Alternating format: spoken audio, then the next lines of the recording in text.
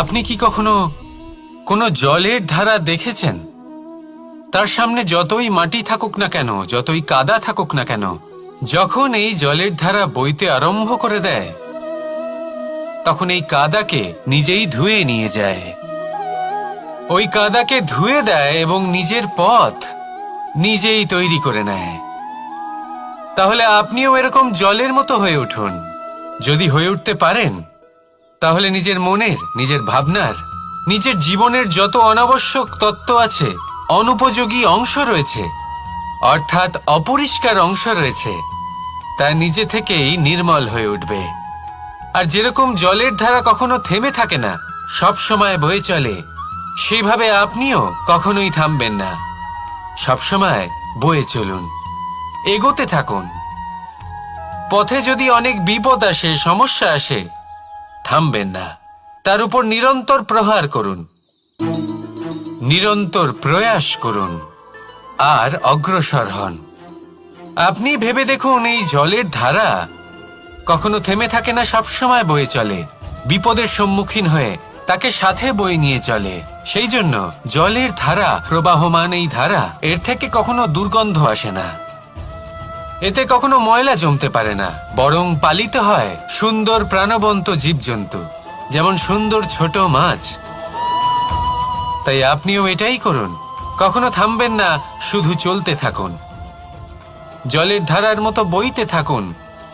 আপনি আপনার লক্ষ্য অবশ্যই খুঁজে পাবেন, আর তার সাথে নিজের অন্তরের যে মালিন্য রয়েছে, তা আপনি নিজেই নিজের থেকে দূরে করে দেবেন।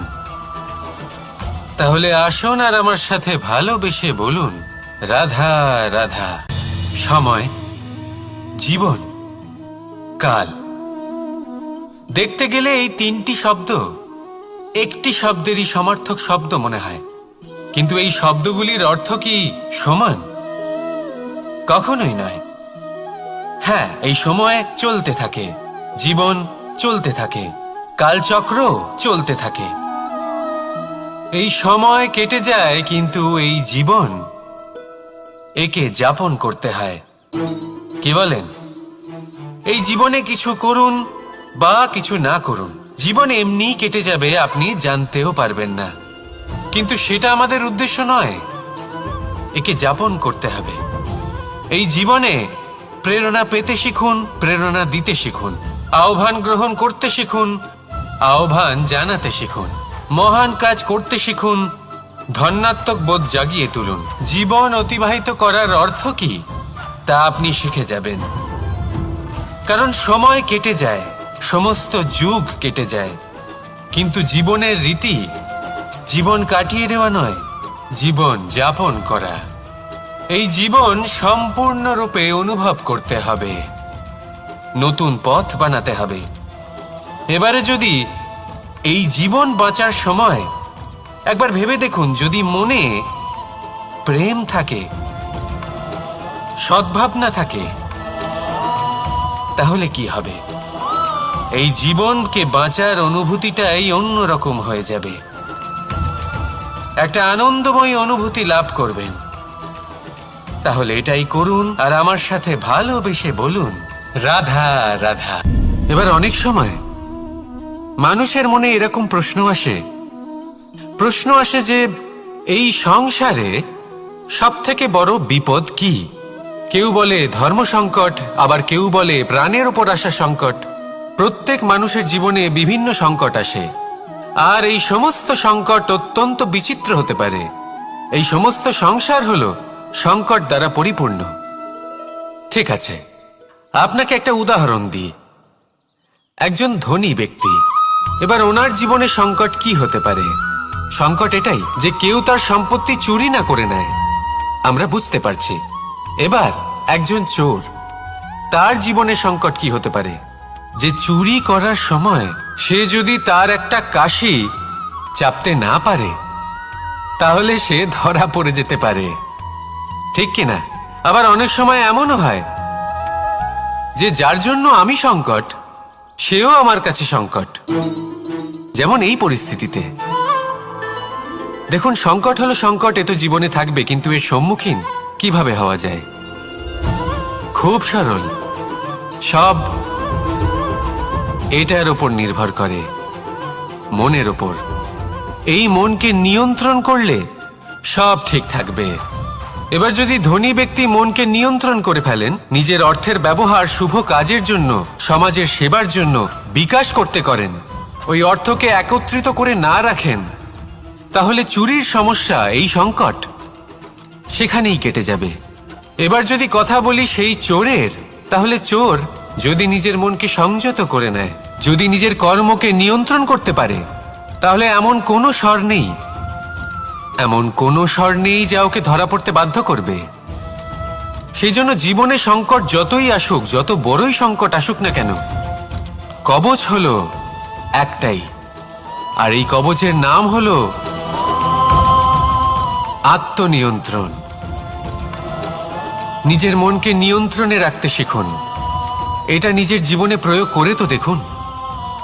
যদি আপনি করতে পারেন, তবে আপনি দেখবেন যে সংকট তো জীবনে আসা যাওয়া করে, কিন্তু সেই সংকটগুলির সম্মুখীন আপনি এইভাবে করতে পারবেন। তাহলে সেটাই করুন, আর আমার সাথে ভালোবেসে বলুন, রাধা রাধা। এই দড়িটা দেখুন, ছোট ছোট রেশম দ্বারা তৈরি, এটা সরু সুতো দ্বারা তৈরি হয়েছে এটা, আর এ অত্যন্ত কোমলও বটে। আর আপনি চাইলে এটা সোজাও করে দিতে পারেন, আর চাইলে এটা বেঁকিয়েও দিতে পারেন, আর যদি চান তাহলে এটা গোল গোল করে বেঁধে কোথাও রেখেও দিতে পারেন। এবার এই কোমল দড়ি যদি কোনো নিষ্ঠুর কঠিন পাথরে বারংবার জড়িয়ে দেওয়া হয়, তাহলেও তাকেও কাটতে পারে, নিজের ছাপ ছেড়ে যেতে পারে, সেটার আকারও বদলে ফেলতে পারে। এবার এর কারণ কি? এর কারণ হলো অভ্যাস আর নিরন্তর প্রচেষ্টা। যদি আপনিও চেষ্টা করেন আর নিরন্তর কর্ম করে যান, তাহলে আপনার প্রারব্ধ পাথরের মতো কঠিনই হোক না কেন, তাতে ভাঙন ধরিয়েও আপনি নিজের লক্ষ্যে অবশ্যই পৌঁছতে পারবেন। একটা গুরুত্বপূর্ণ কথা মনে রাখবেন, সুকর্মের অভ্যাস আর নিরন্তর প্রয়াস, এই হলো সাফল্যের মন্ত্র। তাহলে জীবনে এই মন্ত্র আনুন, আর আমার সাথে ভালোবেসে বলুন, রাধা রাধা। বসন্ত ঋতু, এই সময় মন আনন্দে ভরে থাকে। এমন মনে হয় যেন আমরা আকাশে বিচরণ করতে চলে যাই, কিন্তু সেটা তো সম্ভব নয়। সেই জন্য হয়তো আমরা ঘুড়ি ওড়াই, এই ঘুড়িকে নিজেদের প্রতিরূপ মনে করে। এবার অনেক মানুষ আছেন যারা ঘুড়ি ওড়ান, কিন্তু এই কর্মের সারমর্ম কি সেটা কজন বুঝতে পারেন? আপনি এটা মনে করুন যে আপনি হলেন সেই ঘুড়ি, আর এই সুতো যিনি ধরে রয়েছেন তিনি হলেন পরমাত্মা।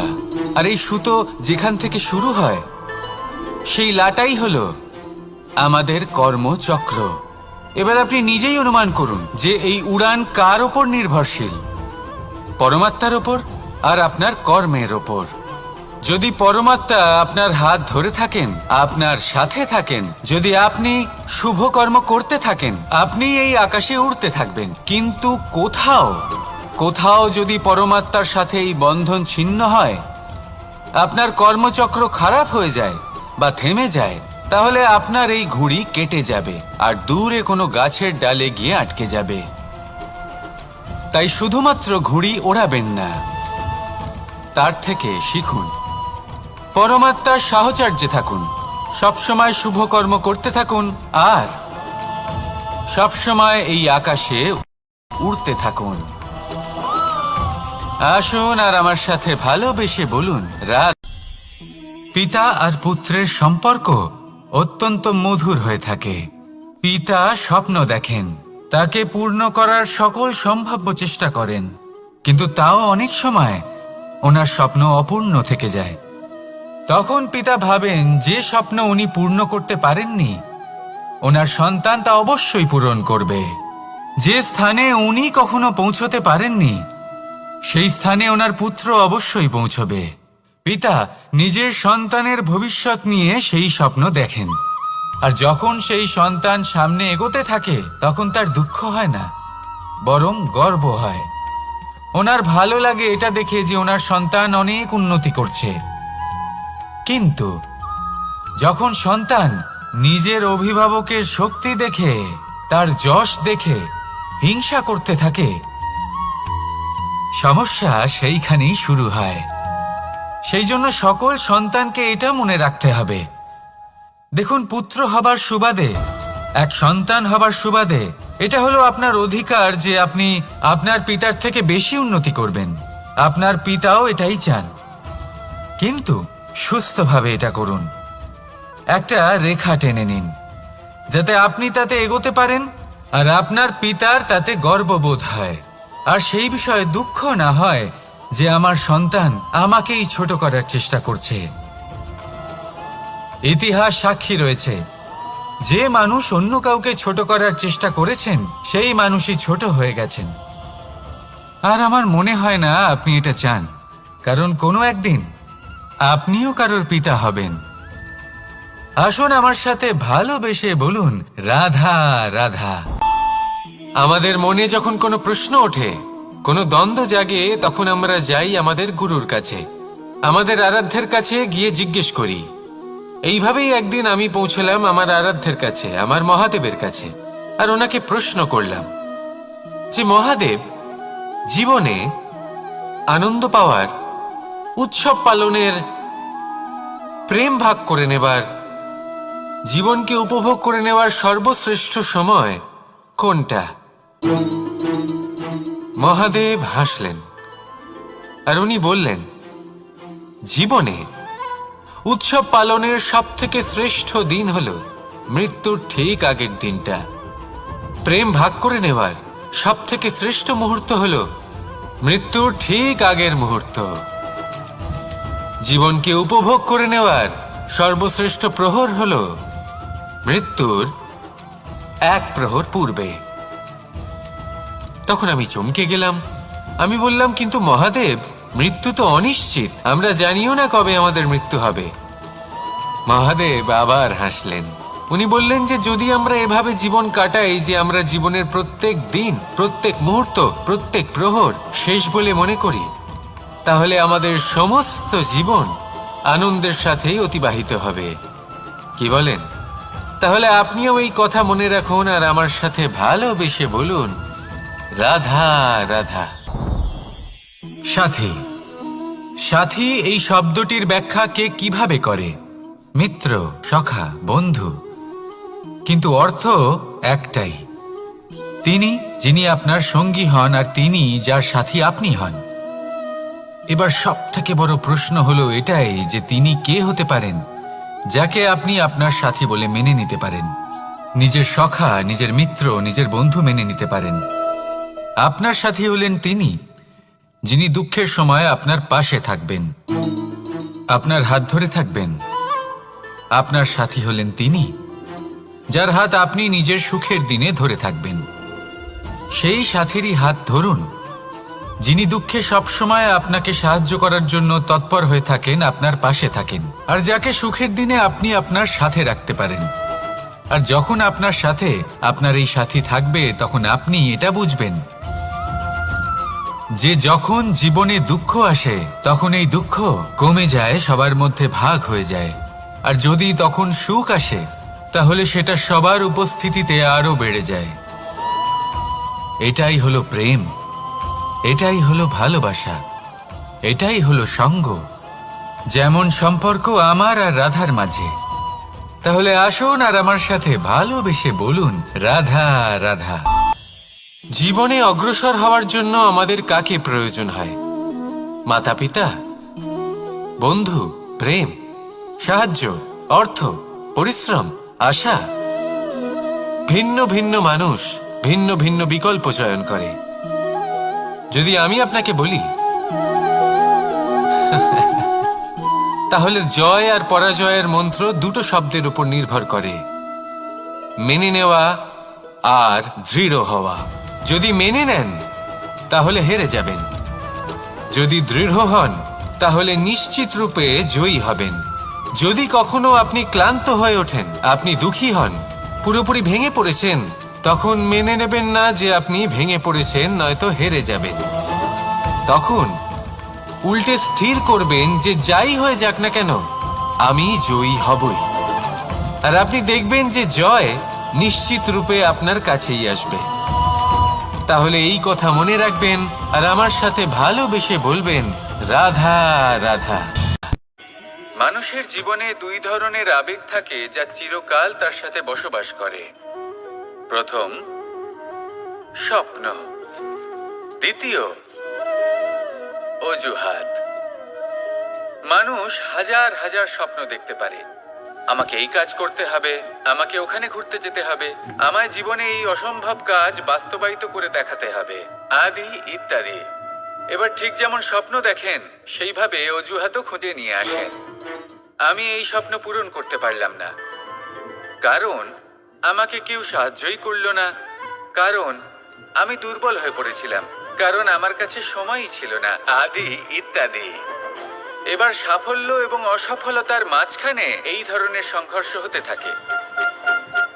সাফল্য তখন লাভ করা সম্ভব যখন আপনার স্বপ্ন আপনার অজুহাতের থেকে অনেক বড় হয়, আর অসফলতা তখন পাবেন যখন আপনার অজুহাত আপনার স্বপ্নের থেকে অনেক বড় হয়। আপনি যদি সাফল্য লাভ করতে চান, তাহলে চেষ্টা করতে থাকুন, পরিশ্রম করুন। যদি অসফল হন, তাহলে ভয়ভীত হওয়ার কোনো প্রয়োজন নেই। নিজের ভুল বুঝুন, তাকে শুধরে নিন, আবার চেষ্টা করুন। কিন্তু যদি নিজের জীবনে অজুহাত নিয়ে আসেন, তখন স্বপ্ন কখনো পূরণ হবে না। আসুন আমার সাথে ভালোবেসে বলুন, রাধা রাধা। এই সংসারের সব থেকে কঠোর ধাতুর মধ্যে একটি হলো লোহা। লোহা দিয়ে আমরা অনেক অস্ত্র শস্ত্র লাভ করি, অনেক বস্তুও লাভ করি। এবার এই লোহাকে কাটার জন্য, একে কোনো আকার দেওয়ার জন্য কি প্রয়োগ করতে হয়? লোহা। এবার এই কথাটা আমরা সকলেই জানি যে লোহার দ্বারাই লোহাকে কাটতে হয়। এবার এই কথা আমি আপনাকে কেন বলছি? এরপরে খুব বড় একটা প্রশ্ন আসে, যা খুব বড় শিক্ষা দিয়ে যায়। এটা কেন হয় যে আমরা একটা লোহা দিয়ে একটা লোহাতে আঘাত করছি, কিন্তু যে লোহা দ্বারা আঘাত করছি তার আকার বদলাচ্ছে না, যার ওপর প্রহার করছি তার আকার বদলাচ্ছে? এতে পার্থক্যটা কোথায়? পার্থক্য হলো তাপমাত্রার। দেখুন, যে লোহাকে আমরা কাটতে চাই তার তাপমাত্রা বাড়াতে হয়, তাকে গরম করতে হয়। আর যে লোহা দ্বারা আমরা আঘাত করতে চলেছি, সেই লোহা আমাদের ঠান্ডা রাখতে হয়।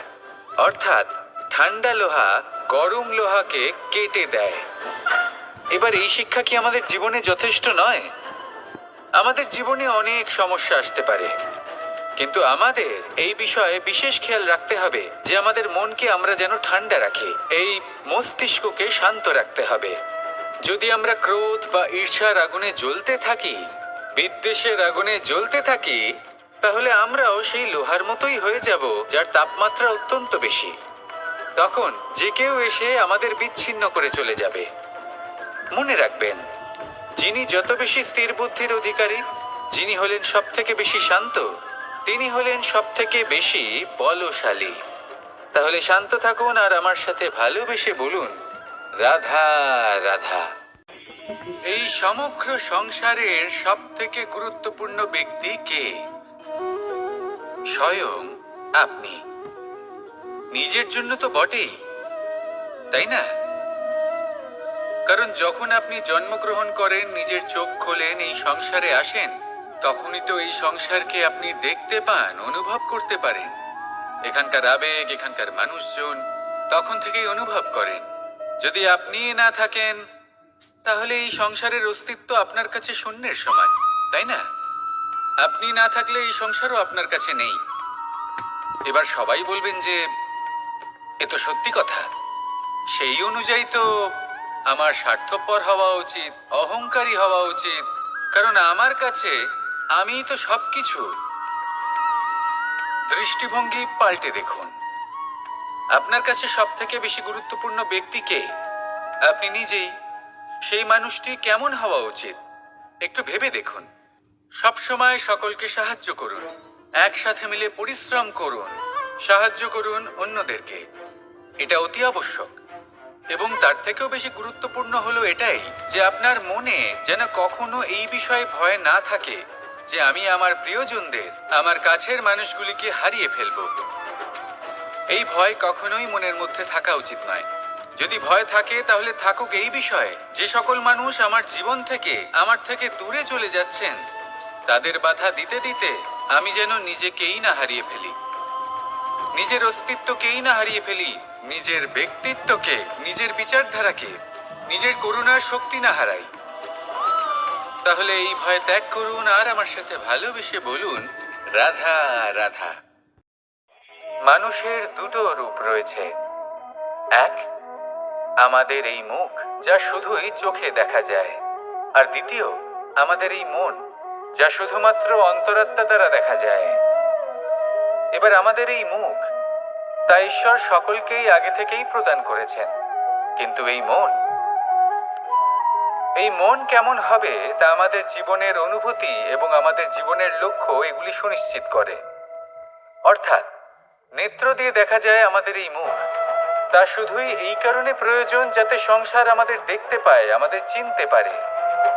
কিন্তু যদি এই সংসারে আপনি প্রকৃত অর্থে মান সম্মান লাভ করতে চান, তাহলে নিজের অন্তরাত্মাকে আপনাকে বিকশিত করতেই হবে। দেখুন, কথায় আছে এই যে অসুর, তা শারীরিকভাবে উপস্থিত নয়, তা মনের মধ্যে থাকে। যদি এই মন থেকে অসুরকে বের করে দেওয়া যায়, তাহলে শরীরে তা উপস্থিত থাকবেই না। তাই মনকে শুদ্ধ করুন আর আমার সাথে ভালোবেসে বলুন, রাধা রাধা। পরিশ্রম, এই শব্দগুলি শুনতে হয়তো ছোট মনে হয়, কিন্তু এর মূল্য অনেকটাই অধিক। এবার প্রয়াসও কিন্তু দুই ধরনের হয়। একটা প্রয়াস তাই যা আমরা নিজের মন থেকে, অন্তর থেকে সমগ্র শক্তি দিয়ে করার চেষ্টা করি। এবারে এই প্রয়াস প্রচেষ্টার নামান্তর। কিছু প্রয়াস এমনও হয় যেমন দ্রুতক্রীড়া খেলা। মানুষ বলেন, আজ একটু প্রয়াস করি, একটু দ্রুতক্রীড়া খেলেই দেখি, যদি বিজয়ী হই তবে ভালো ব্যাপার, যদি না হই তবে আর কখনো খেলবো না। এটাও কিন্তু প্রয়াস, কিন্তু এই প্রয়াস পরিশ্রম নয়। পাণ্ডবদের দেখুন, ওনারা যখন পরিশ্রম করেছিলেন তখন খাণ্ডবপ্রস্থকেও ইন্দ্রপ্রস্থ বানিয়েছিলেন। দ্রুতক্রীড়া খেললেন, সেই মুহূর্তেই ইন্দ্রপ্রস্থ হারিয়ে ফেললেন। পরিশ্রম করলেন, সগৌরবে রাজা হলেন। দ্রুতক্রীড়া খেললেন, তখন এক মুহূর্তে রাজা থেকে নিঃস্ব হয়ে গেলেন। সারমর্ম এটাই যে দ্রুতক্রীড়া কখনো কখনো আপনার মিত্র হতে পারে, কখনো সে আপনাকে বিজয়ী করতে পারে, কিন্তু প্রয়াস এবং পরিশ্রম যখন একসাথে মিলিত হয় তখন তা সর্বদাই আপনার সাথে থাকে। প্রয়াস করতে থাকুন, পরিশ্রম করতে থাকুন, আর আমার সাথে ভালোবেসে বলুন, রাধা রাধা। মানুষ কখনো কখনো সময়কে নিয়ন্ত্রণ করতে চেষ্টা করে, কখনো কখনো সময়ের গুরুত্ব বুঝতে পারে না। এটা ভাবে যে এই কিছু মুহূর্ত কেটে যাক, একে অতিবাহিত করি, তাহলে কি বা হবে, কয়েকটা মুহূর্ত মাত্র। কিন্তু তা নয়।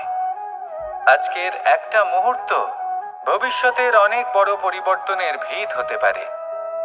আজকের একটা মুহূর্ত আপনার ভবিষ্যৎকে উজ্জ্বল করে তুলতে পারে। সেই জন্য ছোট ছোট মুহূর্তগুলিকে অদেখা করবেন না। সময়কে কাজে লাগান, পূর্ণরূপে কাজে লাগান। এবার যদি আপনি কাউকে সাহায্য করতে চান আর সেই কারণেই যদি থেমে থাকেন, তাহলে ঠিক আছে, কারণ আপনি কাউকে সাহায্য করে তার জীবনকে আরো ভালো করে তুলতে চাইছেন, আরো শ্রেষ্ঠ করতে চাইছেন। এই পুণ্য, এই কর্ম ফিরে আপনার কাছেই আসবে আর আপনার জীবনকে শুভ করে তুলবে। কিন্তু যদি আপনি আলস্যের কারণে থেমে থাকেন এবং কিছুই না করেন, সময় নষ্ট করেন, তাহলে কিন্তু একটাই ঘটনা ঘটবে, আপনার ভবিষ্যৎ বিপদগ্রস্ত হয়ে পড়বে, আর কিছুই নয়। সেই জন্য এটা বোঝা প্রয়োজন যে কখন থামতে হবে এবং কেন থামতে হবে। যদি আপনার থামার কারণ এবং সময় অনুচিত হয়ে থাকে, তাহলে আপনার ভবিষ্যৎ কখনোই উচিত হতে পারে না। সেই জন্য সময়কে সম্মান করুন আর পূর্ণ ব্যবহার করতে শিখুন। আর আমার সাথে ভালোবেসে বলুন, রাধা রাধা। জীবনে সবসময় সেটা হয় না যা আমরা চাই, তেমন ভাবে হয় না যেমন ভাবে আমরা চাই। এবার তাতে আমরা দুঃখ পাই, নিরাশ হয়ে পড়ি, ভাগ্যকে দোষ দিই অথবা অন্য কাউকে বা নিজেকে। কিন্তু সত্যটা কি সেটা আমাদের জানতে হবে। এই সংসার নির্মিত হয়েছে পাহাড় দ্বারা এবং পাথর দ্বারা, তাই প্রত্যেক স্থানে ছোট ছোট ছোট ছোট নুড়ি পাথর তো অবশ্যই থাকবে। এগুলো এড়িয়ে যাওয়া সম্ভব নয়, আর এই কথাটা আমরা সকলে জানি। এবার এইভাবেই আমাদের জীবনে নানান রকমের সমস্যা লেগেই থাকে। এর হাত থেকে কোনোভাবেই নিস্তার পাওয়া সম্ভব নয়। একটা সমস্যা এড়াতে যান, দ্বিতীয় চলে আসবে, দ্বিতীয় সমস্যা এড়াতে যান, তৃতীয় চলে আসবে। কিন্তু সমস্যা জীবনে থাকবেই, আর আপনাকে সাহায্য করার জন্যই থাকবে কোনো না কোনো রূপে। আপনার চারপাশে পাথর আছে, এটা আপনার উপর নির্ভরশীল আপনি কি করবেন, কোন পথে অগ্রসর হবেন এবং কিভাবে অগ্রসর হবেন। এবার দেখুন, এটা তো সবসময় সম্ভব নয় যে আপনার পদতলে ফুলের চাদর থাকবে, এটা তো অসম্ভব।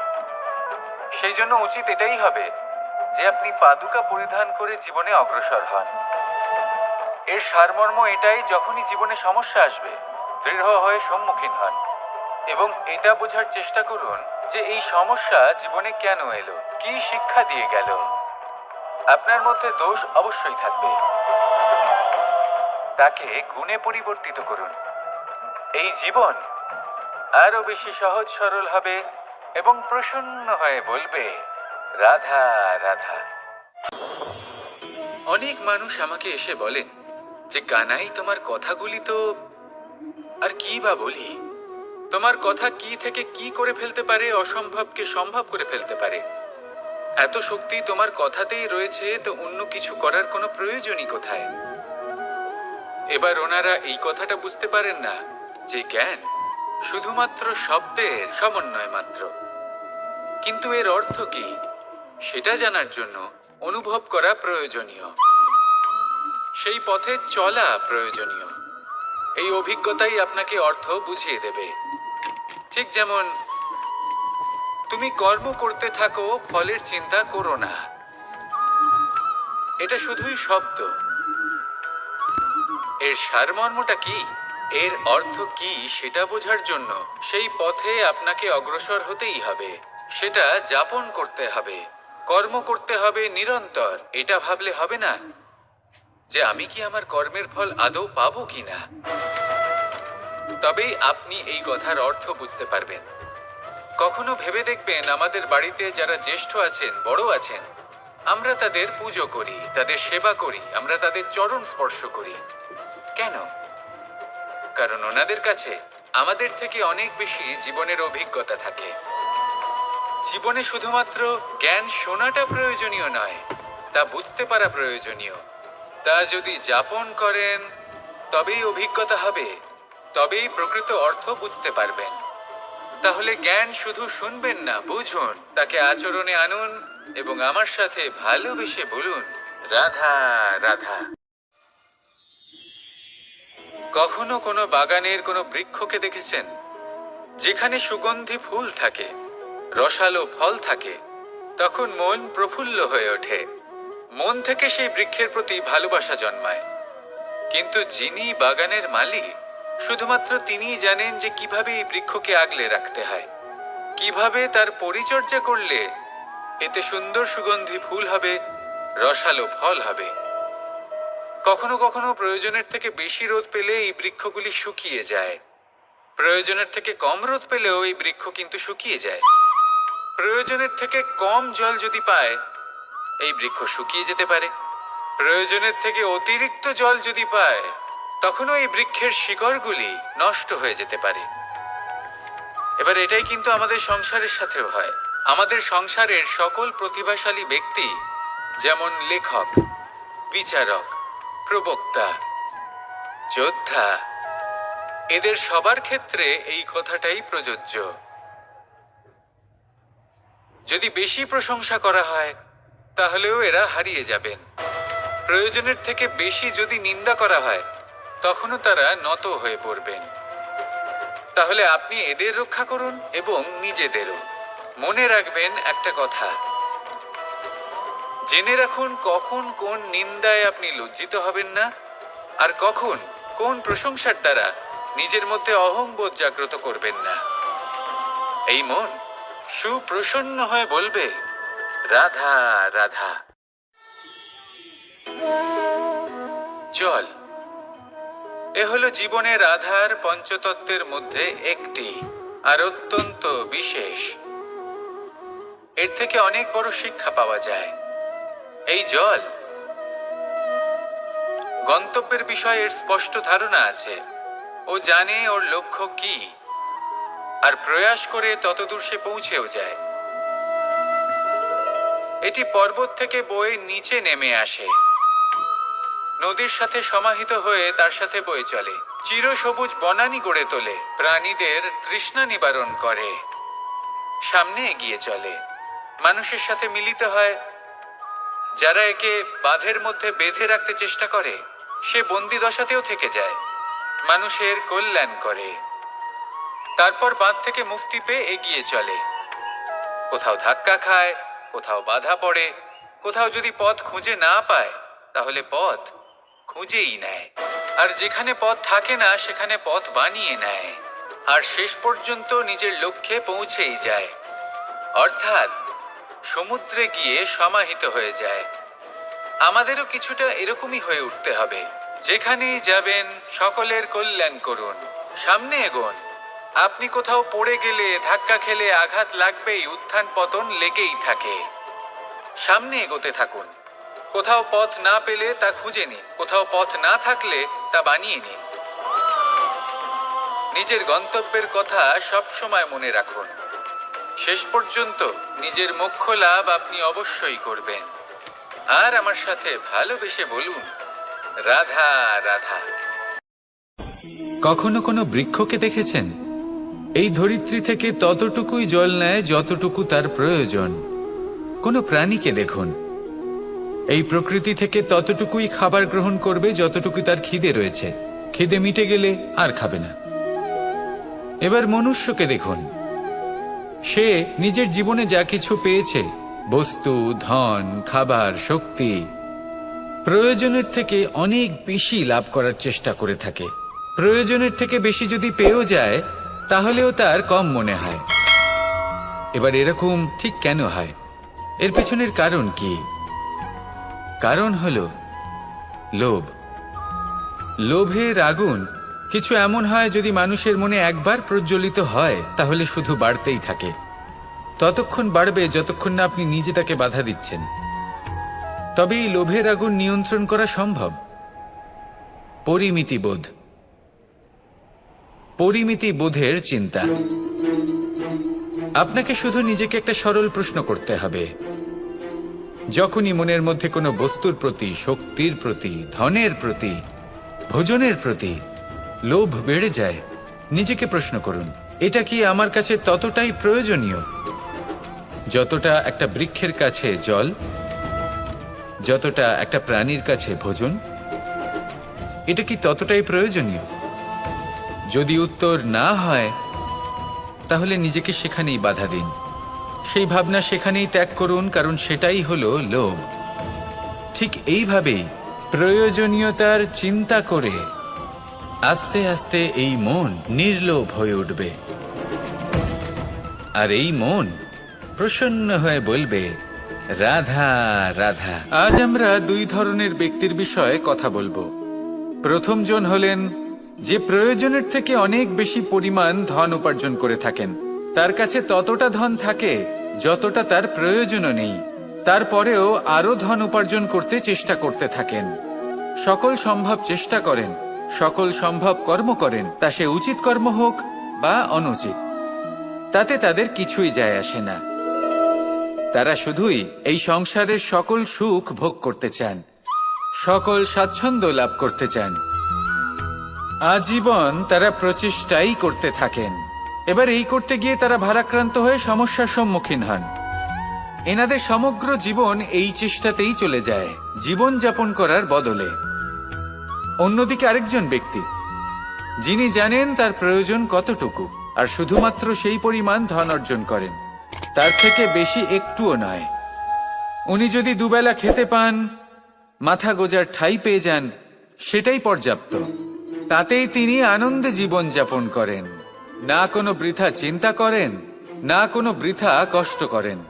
এবার আমি আপনাদের জিজ্ঞেস করব, এই দুই ব্যক্তির মধ্যে আপনি কোন ব্যক্তি হতে চাইবেন? বেশিরভাগ মানুষ এটাই বলবেন যে আমরা সেই দ্বিতীয় মানুষ হতে চাই যারা সন্তুষ্ট। কিন্তু যদি মন দিয়ে দেখেন, আপনিও সেই কর্মই করছেন যা প্রথম ব্যক্তি করেন। আপনারা সবসময় চেষ্টা করে চলেছেন, এটাও লাভ করতে হবে, ওটাও লাভ করতে হবে, আমার এটারও প্রয়োজন, ওটারও প্রয়োজন। আপনি অনেক কিছু লাভ করেছেন, কিন্তু প্রশ্ন এটাই যে আপনার কি সেই সবকিছুর প্রয়োজন রয়েছে? এর উত্তর আপনার অন্তর্মনে রয়েছে। আপনার মন জানে যে আপনার প্রয়োজন কতটুকু। সেখানে গিয়ে দেখুন। সন্তুষ্টি মানুষকে আনন্দ দেয়। মানুষ যতটা সন্তুষ্ট হবে ততটাই সে আনন্দ লাভ করবে। এবার আপনাকে এই সিদ্ধান্ত নিতে হবে যে আপনি কখন আর কোথায় সন্তুষ্টি লাভ করবেন, কত কিছু লাভ করার পরে সন্তুষ্ট হবেন। এই উত্তর আপনি মন থেকে পাবেন। এই সমাজের চাহিদায় জড়িয়ে নিজেকে বিভ্রান্ত করবেন না। নিজের অন্তরের এই মিথ্যে অহংবোধকে প্রশ্রয় দিতে গিয়ে যদি আপনি এরকম প্রয়াস করতে থাকেন, তাহলে জীবনযাপন কখন করবেন? থেমে যান, শান্ত হয়ে যান, নিজের অন্তর্মনে নিমজ্জিত হয়ে দেখুন যে সন্তুষ্টি কোথায়। এই সন্তুষ্টি লাভ করুন। এই মন প্রসন্ন হয়ে বলবে, রাধা রাধা। আমাদের গৃহে অনেক কক্ষ রয়েছে, কিন্তু এমন কি আছে যে একটাই থাকে? আমাদের গৃহের দ্বার। এমন কেন হয়? অনেক দ্বার তো থাকতেই পারে। ভেবে দেখুন, একটা বিশাল ভবন রয়েছে, তার চতুর্দিকে অনেক দ্বার আছে। ভালোই হবে, যাতায়াত করতে সুবিধা হবে, কিন্তু এমন আমরা কেন করি না? এবার আপনি বলবেন যে এটার উত্তর তো সহজ। যতগুলো দ্বার থাকবে ততজন দ্বারপালও থাকবে। কে কখন কোথা থেকে আসবে, কোথায় চলে যাবে সেদিকে খেয়াল থাকবে না। চুরির সম্ভাবনাও বেড়ে যাবে। যাক, এই বিষয়ে অন্তত আপনি বোঝেন। সেই জন্য আপনার গৃহে একটাই দ্বার রয়েছে। কিন্তু আপনার মনের বিষয় কি জানেন?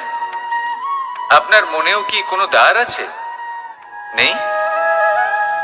তার মানে যে কোনো ব্যক্তি যেখান থেকে খুশি আসতে পারে, আর আপনার মনে যা খুশি প্রবেশ করিয়ে চলে যেতে পারে। কোনো বাধার সম্মুখীন না হয়ে কোনো ব্যক্তি আপনার মনে যা কিছু প্রবেশ করিয়ে চলে যাবে, তা সে আমাদের পক্ষে শুভ হোক, অশুভ হোক বা যতই ঘাতক হোক না কেন। সেই ভাবনা হতে পারে বাসনাময়, ক্রোধে পরিপূর্ণ, মতভেদে পরিপূর্ণ, বিদ্বেষ বা অহংকারে পরিপূর্ণ, বা কোনো ব্যর্থ ভাবনা হতে পারে। বিশ্বের যে কোনো ভাবনা মনে এসে বসবাস করতে পারে। এবার মনে যা ভাবনা থাকবে, মন সেটাই অনুভব করবে। নেতিবাচক ভাবনা যদি মনে ঘর করে, মন সুখ অনুভব কি করে করবে? সেই জন্য আবশ্যক হলো মনের মাঝে ইতিবাচক সত্তার দ্বার গড়ে তোলা। অর্থাৎ কোনো ভাবনা যদি আসে এবং ইতিবাচক হয়, তাহলে তাকে মনে প্রবেশ করতে দিন। যদি তা আপনাকে আর্থিক, সামাজিক, পারিবারিক, আধ্যাত্মিক লাভ দেয়, তাহলে তাকে প্রবেশ করতে দিন। যদি না দেয়, যদি তা নেতিবাচক ভাবনা হয়, তাকে দ্বার থেকেই আবার ফিরিয়ে দিন। যত শুভ চিন্তায় থাকবে এই মন, ততই শুভ হবে আপনার জীবন। আর এই মন সুপ্রসন্ন হয়ে বলবে, রাধা রাধা। অহংকার এ হলো ছোট একটা শব্দ, কিন্তু এর প্রভাব অত্যন্ত বৃহৎ হয়ে থাকে। আর সব থেকে বড় সমস্যা হলো, মানুষ আজ অবধি বুঝতেই পারেনি যে এই অহংকারের বাস্তব রূপ কিরকম। কেউ একে গর্বের নাম দেন, কেউ একে আত্মসম্মানের নাম দিয়ে থাকেন। এবং কোথাও একটা এমন সময় চলে আসে যখন সময় এই অহংকারকে ভেঙে খান খান করে দেয়। আর তখন না গর্ব আপনাকে বাঁচাতে পারে, না আপনার আত্মসম্মান। এখন যদি আপনাকে উদাহরণ দিই, তাহলে যেখানে আপনি বসে আছেন সেই ঘরেই ওপরে তাকান, সেই ছাদের দিকে। যদি এই ছাদ অহংকার করতে থাকে যে দেখো, আমি তো সব থেকে উঁচু জায়গায় আছি, আমার চেয়ে ওপরে আর কেউ নেই, আমি এই ঘরে থাকা সমস্ত ব্যক্তিকে ছায়া প্রদান করি, যদি এই অহংকার এসে যায় তাহলে কি? একবার ভেবে দেখুন, যদি পরের দিন তার উপর আরো একটা তলা বানিয়ে দেওয়া হয় তাহলে কি? এই ছাদ, যার নিজের উঁচু হবার অহংকার ছিল, যে সব থেকে ওপরে ছিল, সে এবার পায়ের তলায় চলে এসছে। এটাই হয়ে থাকে। মনে কখনোই অহংকার পোষণ করবেন না। যদি মনের মধ্যে কিছু রাখতে চান তাহলে প্রেমের ভাব রাখুন, স্নেহ রাখুন। এই অহংকারকে আপনি যা ইচ্ছে নাম দিন, গর্ব হোক, আত্মসম্মান হোক, এর দ্বারা আপনার কোনোভাবেই কোনো লাভ হবে না। তাহলে এই অহংকারকে ত্যাগ করুন আর আমার সাথে ভালোবেসে বলুন, রাধা রাধা।